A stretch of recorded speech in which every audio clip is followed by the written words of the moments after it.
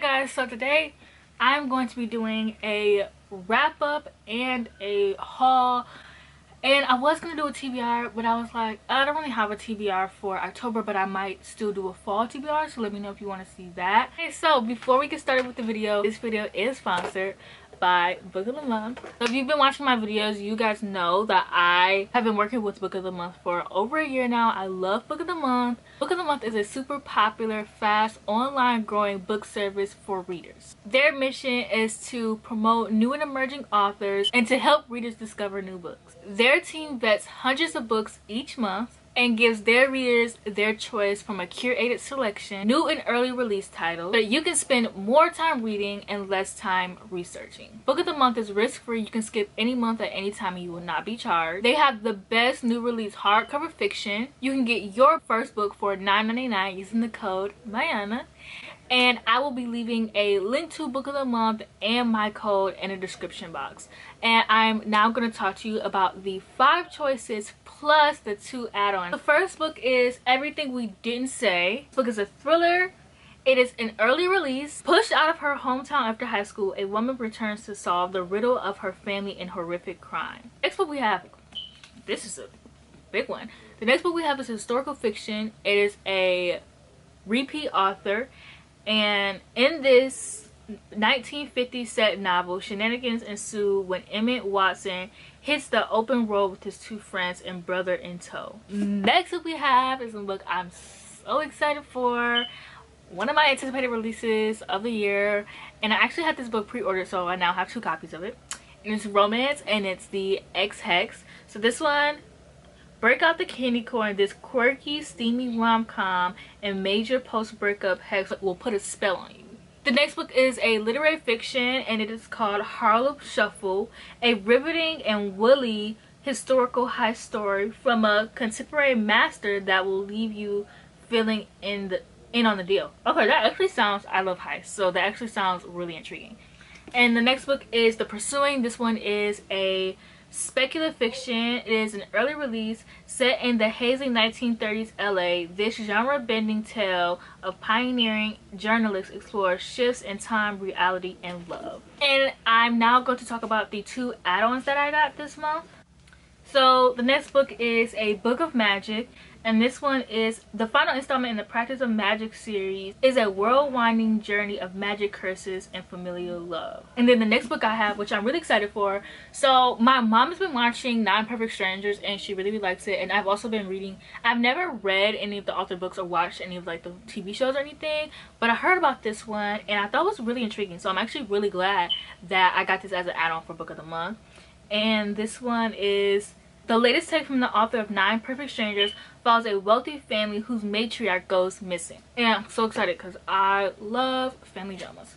So thank you once again to Book of the Month. I really cannot wait to get into these books. And like I said, I will be leaving the link in the description and also the code. So now on to the rest of the video. I think this month I only read like 10 books and I only have like 10 books to haul.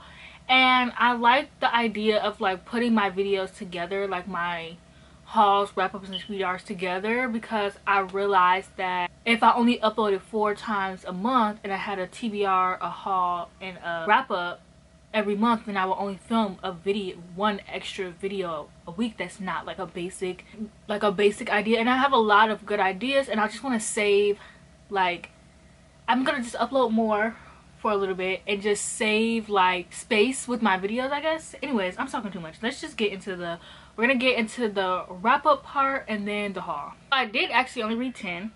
So the first 3 books I read were part of a series, and they were the off-campus series, so I read the first 3 books. So I gave The Deal 4 stars.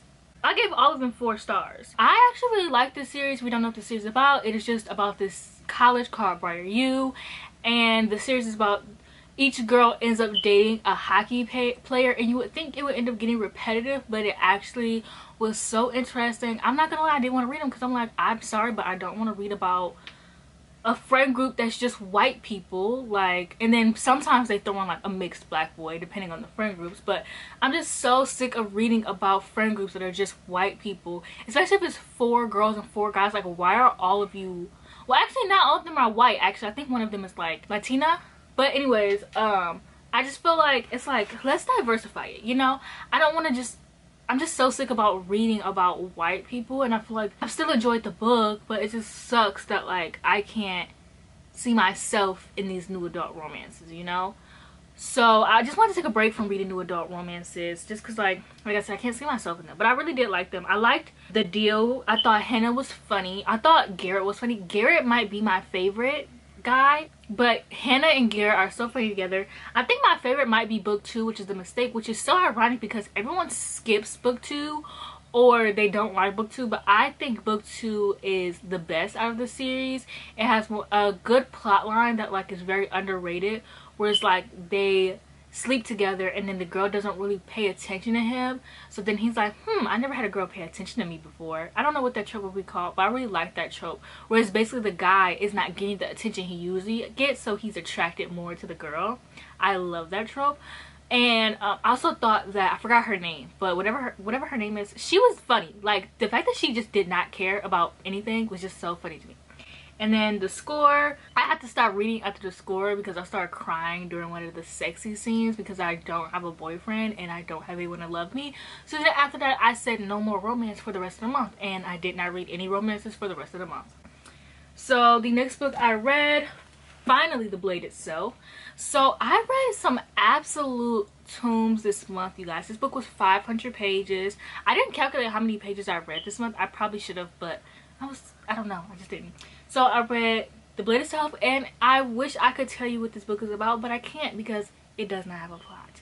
So it follows 3 different characters: Logan, Nine Fingers, Galacta, and I literally forgot my favorite character's name, Giselle. So it follows these 3 different characters, and in the end they all like come together. So they're slowly coming together and they're just going through their own things. Giselle's my favorite character. He's so funny. He literally is just like snobby and rich, and he just lives a very privileged life, and he's just always calling everyone poor, and he's just so funny because he's mean. Also, this book in general is just funny. I gave it 3 stars. I know a lot of people loved it, but I guess being funny is not enough for me. I do need a little bit of plot. No, I just like the characters, but I just don't love them. I am excited to go into the second book and the third book. I really want to finish them this month, but the series, the first book not having a plot is really going to make it hard for me to get into the second book because I'm going to be like, I don't really want to read this right now, you know? But maybe I'll run out of something to read and I'll just get into it. So the next book I read was The Name of the Wind, and I just got this edition. This is also going to be in my haul. So I got The Name of the Wind. This is a UK edition. I actually read my US edition, but it's over there and I'm not getting it. So The Name of the Wind is about this guy, and basically you're following his life kind of. And so his parents are murdered, so he set off to this school to go figure out who murdered his parents, and it's a magical school and it's really good. It's really long though. The first like 200 pages are just him like traveling and going places, and then after that it's like all about the school. But I actually liked learning about like him traveling, and I liked him as a character, and I really enjoyed I don't know, I just really liked it, which is so weird because nothing happened in the beginning, like literally nothing. And then when I got to the school, I thought it was interesting. I just wanted to know more about the school, I guess. I had so much fun reading it, and I gave it 4 out of 5 stars. It was really long. It took me about 2 days to finish it. So proud of myself. The next book I read is Gideon the Knight, and if you haven't read Gideon the Knight, it is basically about Gideon, who is... So basically Gideon the Knight is about these houses that are set up by like nines, and there's like a princess and then there's a lower person, and they also have these trials you go to where where you're in this haunted house in space, and they're necromancers and they have to do like tasks and stuff like that. So Gideon is the lower part and her house is the ninth, and then Hero is like the princess of it, and they like go together. I love Gideon. Gideon is my book crush. Oh my gosh. If you follow me on Instagram while I was reading this, I am so sorry because all I kept doing is posting about fan art and how hot I think Gideon is, okay? But the book was a little bit, I give this book 3 stars because the book was a little bit confusing, and I don't mind being confused, but I finished the book and I realized I was just like, what even just happened? So I don't know, I just had to give it 3 stars. The next book I read is another tome, And I was not going to talk about this book. I'm not going to lie to you guys. Like, I was just going to read this book. I wasn't going to haul it. I wasn't going to talk about it. But then I was like, I really want to be honest with my subscribers. So I read Empire of the Vampire. Now, in one of my videos, I said authors I would never read from. A lot of the times I say things and then I still do them. I think in the video I even said, like, all of these authors, like, I probably say I won't read from them, but I probably still will. Because I know myself. Like, I knew when I filmed that video, I would still read some of those authors. I didn't really think I was going to read Empire of the Vampire. And I know I said I wasn't going to read J. Kristoff anymore. But I kept seeing everyone like haul it. So I went on Goodreads and it had a 4.4 rating. And I was like, oh, like I was just very curious. I saw Robin Hobb's review and I love Robin Hobb. And I was like, oh, okay, like I'll just read it. So I got the ebook and I started and I really liked it. So I bought a copy. I was really liking it at first, and so I bought a copy.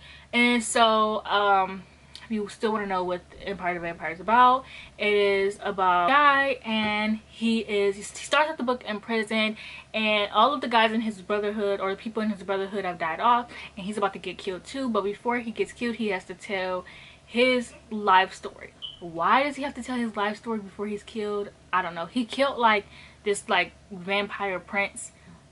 Why does he have to tell his life story? I don't know either, but whatever. So I really liked it at first because he reminded me of Geralt from The Witcher. I love him. And Klaus from The Vampire Diaries. Monet from Life as Monet has said that in one of her Goodreads updates, and I really agree with that. Somebody said this book is basically like Empire. It's like Empire of the Vampire and The Name of the Wind. And being as I read both of those books, I can't agree. And I do have some critiques. I did give this book 3 stars because I was really loving it at first, but then I ended up getting really bored. First of all, every sentence starts off with a quotation mark, and that really was getting on my nerves. Like every single... I was listening to the audiobook, so it really stopped mattering at a certain point. So I feel like this book was purely just based off aesthetics. It almost had me. I really was liking it at first. Like I was gonna give this book 5 stars at first. Like the first like 200 pages, I was loving it. I began to like not care about the book. I didn't care about the characters. I did not care about the side characters. And I noticed that J. Kristoff was really focused on like his flowery writing, other than like developing like the, I don't know, it was very world building, but at the same time like it was no plot. So he didn't focus. Not saying you have to focus on a plot, but if you're gonna have a 700-page book, there better be something in there. And it just reminded me of Empire of the Vampire, but in the worst way. I didn't like that book. It was like 300 pages. Nothing happened. I was really bored. And it really reminded me of that, but like in the worst way. But I don't hate the book because I do see potential in the series.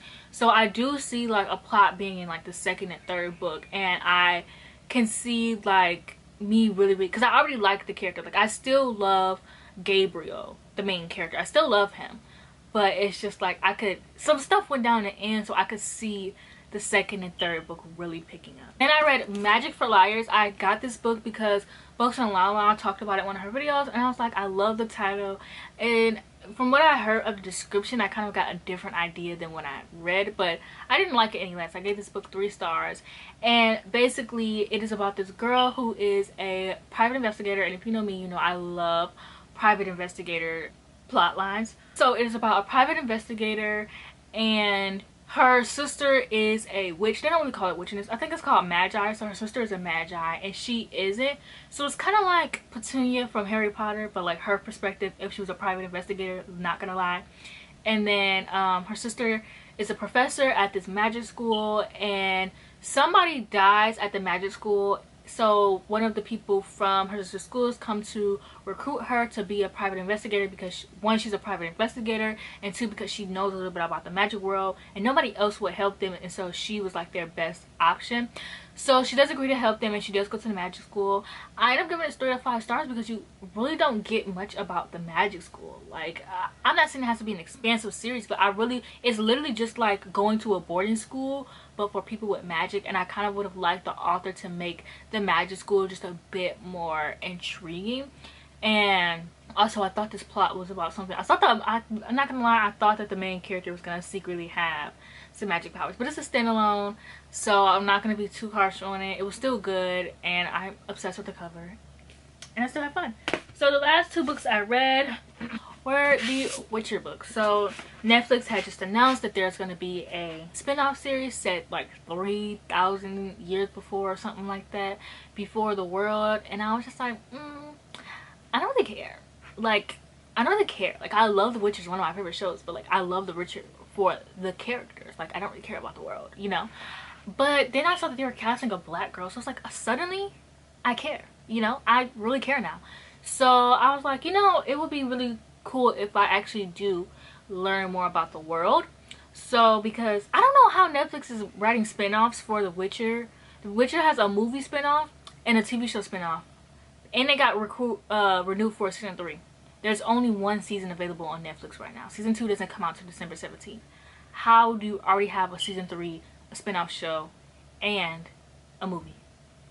And also, they're already planning for like 6 seasons at minimum, because in one of the interviews when they're talking about the spin-off, he was like, oh, in season 6 we're gonna do this. And I was like, season 6? We're still on season 1, buddy.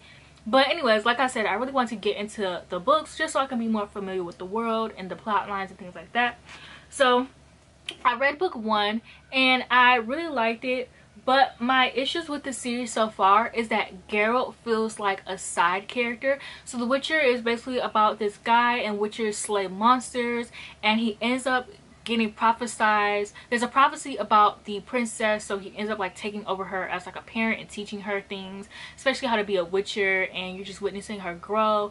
And then there's Yennefer, who is like a really powerful witch, and or I don't really call her witches though, but it's really good. And honestly, I skipped to book 1, or I skipped from the 3 novellas into the series because I had already watched the show, and I was like, if I keep waiting to read the novellas, then I'm never gonna read it. So I just jumped into it. And with me watching the show, I don't think I needed to read the other novellas. I'm gonna go back and read them, so I guess we'll see. But I knew all I needed to know. I just have one question: where's Jessica? That's about it. I guess I'll learn that when I go back and reread them. Yeah, so I really like it. I gave them both 3 stars. I think the only thing is that in the books, Geralt feels like a side character. Like, I do really like Ciri and Yennefer, especially their relationships. Like, I really like the characters, but it's not enough Geralt in it. And it would be fine if the series wasn't called The Witcher. Like, it's about him. Why are we not learning more about him? You see what I was saying? Yeah, anyways. Now let's get into the haul part of the video. So I'm just gonna haul the first 3 books that I already talked about. So for my haul, I bought Magic for Liars this month, I bought Empire the Vampire this month, and I also bought The Name of the Wind this month. Magic for Liars doesn't have anything interesting in it, but this has pictures, and I guess I'll like be cool and like show the pictures inside on the screen. And then this also has pictures. This is an illustrated edition, so it has like notes on the inside. The character's name I can't pronounce. It has like pictures. So there's their calendar. So now on to the rest of the haul. So I bought book 2 and Dune because I noticed that some of the paperbacks are thinner than the others. Like, they literally are like this thin. So I wanted to get ones that match, so I'm just trying to buy them as I can. Also, this one is tiny, so I had the idea to read Dune and then move on to the next book and then buy the books as I read on if I like them. But I just decided, okay, well, this book is only 200 pages, so it's really going to be no harm in just buying it, even if I don't really like it that much, like Dune that much, just to like jump into it. I also am preparing myself to read it. I watched some TikToks about Dune, and I also watched a YouTube video explaining about the world a little bit. So I actually am really excited to read it. I just am scared, I guess, but I really need to hurry up and get into this book before the movie comes. I don't even know when the movie's coming out. The next book I got is the Bones of Ruin, which I do have the arc for, and I bought it because I really want to support the author. So Bones of Ruin is about this girl who is a what the hell do you call him? A tightroper? What the hell do you call this girl? A tightrope dancer. Okay, she's a tightrope dancer, and she ends up getting involved with like this secret society and like these magical human beings who also have powers, and basically like the X-Men. Now, I don't know for sure, that's what everybody else is telling me. So if you read the book and you're like, girl, this does not give X-Men, I'm just telling you what everybody else told me, because if this does not give X-Men, I'm gonna be mad, because y'all know I love me some X-Men. Okay, so I'm really excited because it's like a black girl, so I had to support the author. I said, so I bought the hardcover. And then I bought A Slow Burning Fire. And I did own one of her books. Somewhat Water, like Into the Water. I did own one of those. I don't know where I think I unhauled it. But I do want to read it, and I do want to read this one, and The Girl on the Train. Maybe I'm not really interested in The Girl on the Train, but I do want to read Into the Water. If I got rid of that book, I don't know why I did, because I actually am interested in reading it. But I bought this one because it also seemed interesting. What is it about? I don't know. So I guess you'll have to see in one of my wrap-ups. Next book I have is The Black Tongue Thief, and I read this because one of my good friends on Twitter, his name is Ian from Biblio Squire. I'm probably gonna mention him again in this video. He read this book, and we really like the same kind of fantasy. Like all of his adult fantasies he's been reading this year. I looked on his Goodreads and I was like, oh, we rated all of our books the same. So he gave this book like I think 4 or 5 stars, and I actually had seen this on Amazon before he even rated it, and I was like, that is so crazy. Like literally I seen it and got on Twitter and he like updated his Goodreads. So I was like, that is so crazy. Like, so obviously I have to read it. What is it about? Find out when I get there. But it's an adult fantasy book. So it says it includes, and it is not limited to, lock picking, knife fighting, wall scaling, fall breaking, lie weaving, and trap making, plus a few other magics. So the last book I have to talk about is She Who Became the Sun. So I saw the US editions, but I just didn't think the covers were like giving, you know. Seen this UK edition. First of all, it's hardcover. The US edition is not, and y'all know how I feel about hardcovers. I have to have them. So I saw this, well, I saw the limited edition, which is this cover but reverse, so orange on the outside, goldish. This is just absolutely stunning. Like, and then I saw Ian, my friend from Biblio Squire, he gave it 5 stars, and like I said, we like all the same things. So now I have to read it. I can't wait to read this. A lot of people said it's like the Poppy War, and if you know me, I love the Poppy War, and I'm so obsessed.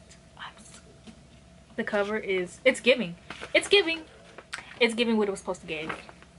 Absolutely. That's it for this video. Please like, comment, and subscribe, and I'll see you guys in my next video. Books are fucking heavy. God.